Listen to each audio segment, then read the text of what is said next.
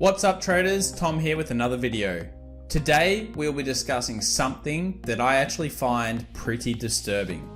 1000+% increases in companies that have filed for bankruptcy. What does this mean for the current levels of the S&P 500 and NASDAQ moving forward? Stay tuned. So as we like to do on this channel, let's cut out the noise and discuss some of the most important news and information available to us as investors and traders. I'd also like to remind everybody that if you haven't already, make sure to subscribe, hit the bell, and give this video a thumbs up as it helps us a lot, and we're trying to create the best trading and investing community possible on YouTube. And you are all making that happen, and I'm really happy with how this channel is going. So let's discuss actually what the community has sent me.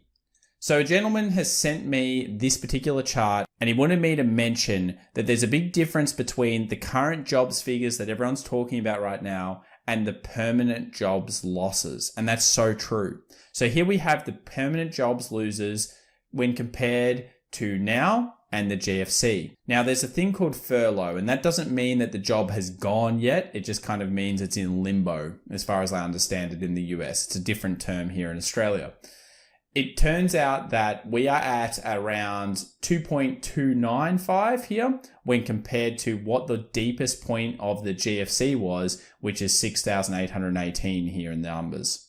So we are not quite anywhere close to that, but that doesn't mean that these current incredible unemployment numbers won't get here. So let's talk about what actually happened last week. So some people are saying that that jobs report was actually misleading and the number could be 20% unemployment. So if we're breaking that down, let's just say that's correct or something around there where they've missed people. In plain English, it says here, this means that May unemployment rate is actually 16.3%, not 13.3%, because 4.7 million workers were misclassified as employed, but they were really unemployed.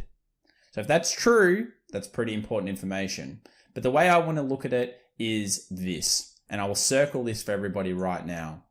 A recent analysis from the Becker-Friedman Institute at the University of Chicago estimated that 42% of people furloughed will never get their jobs back, and only 30% of those laid off will land new jobs later this year. Some companies have already acknowledged they will lay off workers once they meet their obligations. It's very important that we understand the difference between what we're currently seeing in the stat and what the real stat is going to be. And the stock market is probably just cutting through it and saying, okay, well, it's not that bad yet. Let's see what the numbers are in 6 months, in 3 months, in 2 months' time. And that's why sometimes what you hear in the media is so different from the reality. So thanks very much for sending that in, and I really appreciate it. And please join the Discord group as well and send me this kind of information so I can supply it to the community, because I think it's really important to do so. The next bit of information is about the global economic prospects from the World Bank Group flagship report. So these kind of reports are very important, and I'll click on how deep will this current crisis recession be. So if you read this report and we cut through it, basically the World Bank expects developed economies will contract by 7%, led by a 9.1% decline in growth for Europe this year. Breaking down those numbers, the US is expected to contract by 6.1%, and China could possibly post a 1% expansion. But remember, that's still well under what they're used to. So these numbers are pretty scary, and again, this is painting a grave near-term outlook and does not really necessarily support the current V-shaped recovery we are seeing this year. We're about to talk about some crazy companies and how there is so much FOMO anticipation of never-ending growth in the markets. But if my experience for over 10 years easily in the stock market has shown me anything, being patient and having conviction is the strongest thing. And while there are still value stocks, even some we covered the other day, it is not probably over yet. So what's our number one indicator right now? Well, of course, it's the printing press pal, Jerome himself. And we need to be aware when he is talking and when any press conference is going on with him in it.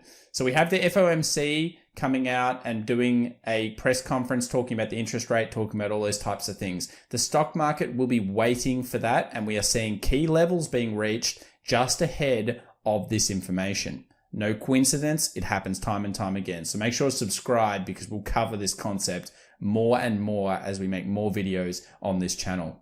So the printing press is coming out. So he's basically going to be telling us what the policies are going to be. Time will tell what those policies are, but you need to go to websites like forexfactory.com, DailyFX, whatever else you want to use, and you need to have an economic calendar so you're aware as an investor or a trader of that important conference news. I want to talk about value in terms of when you're investing in a market like this. And I think this little highlight down here helps everybody to put some things in perspective. So in a research note published on June the 1st, Subramanian, I think that's what it is, said 14 of the last 14 recessions, value has outperformed growth for at least 3 months when the economy showed signs of improving.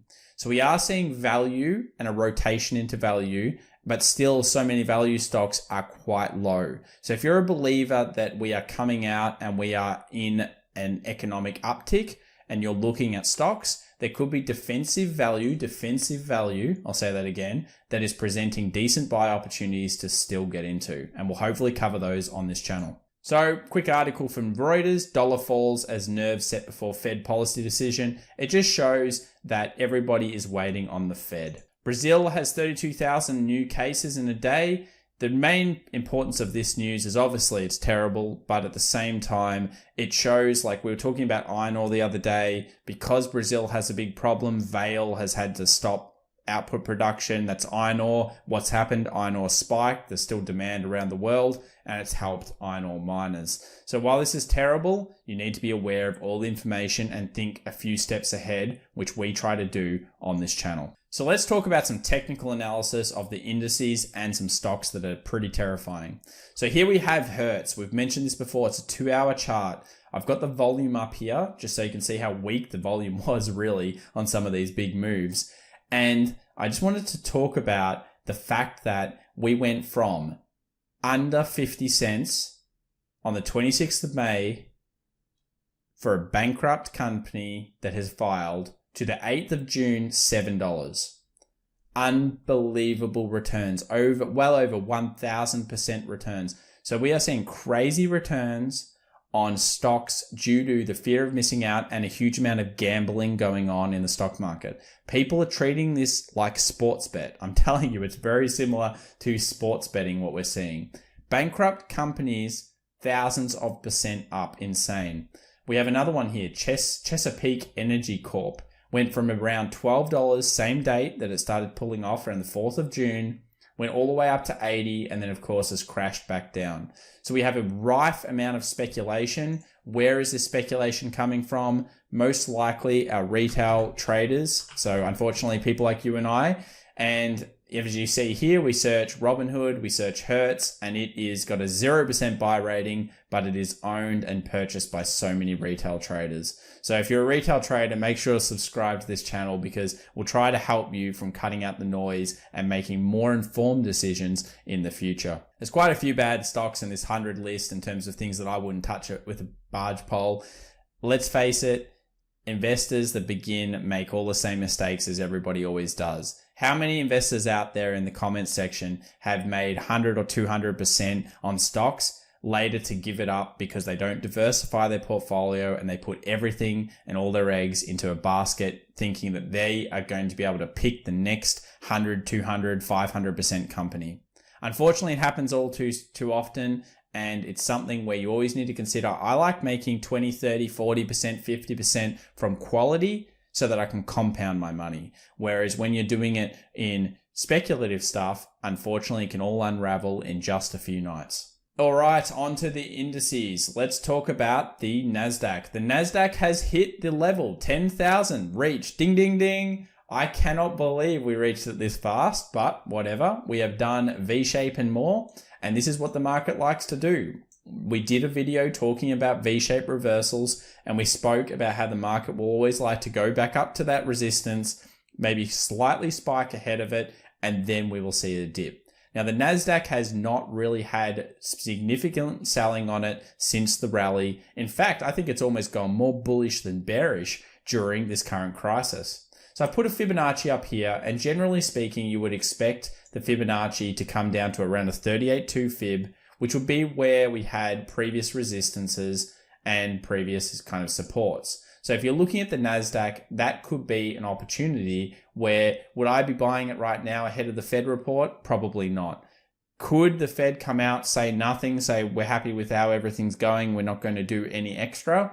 If they do that, the market may not like that. That could be the catalyst for the sale. So we always need to think there's a catalyst coming. Does the risk reward make sense for us right now? And the NASDAQ risk reward is certainly getting pretty crazy. So 10,000 achieved, key psychological level, expect it to struggle around that point and people to be taking profits. The S&P 500, similar case scenario. I would actually think that it tries to go all the way up to 3,400 and then shows the weakness, but you never know. Again, it is the Fed report. If it does come down, expect some kind of support around the 3,000, the 200 SMAs sitting around there, the moving average that is, and we've got the previous resistances will become support. So there are potential dips coming in the market around these levels. It has been an aggressive rally, a super aggressive rally, and not many people are picking it. But remember, I told you Wall Street may not have enough volume in this market and they want to get more in for their longer term picks. And that unemployment figure could be actually worse than Wall Street expects, as we see people actually losing their jobs rather than just being in furlough. So the numbers will not lie at the end of the day. We are going into earnings season over the next coming months. We are going to see real figures start dripping out. And as I said, the risk reward to the market right now is very scary. So if you're in long and you're holding quality, nothing to worry about. You just buy more, hey? But if you're looking at getting into the market right now, think about the stocks that you're picking. Are they defensive? Are they value stocks? Are they already still relatively beaten down? Could you wear the risk of where they went only in March? How many people are actually considering they could even go back down there?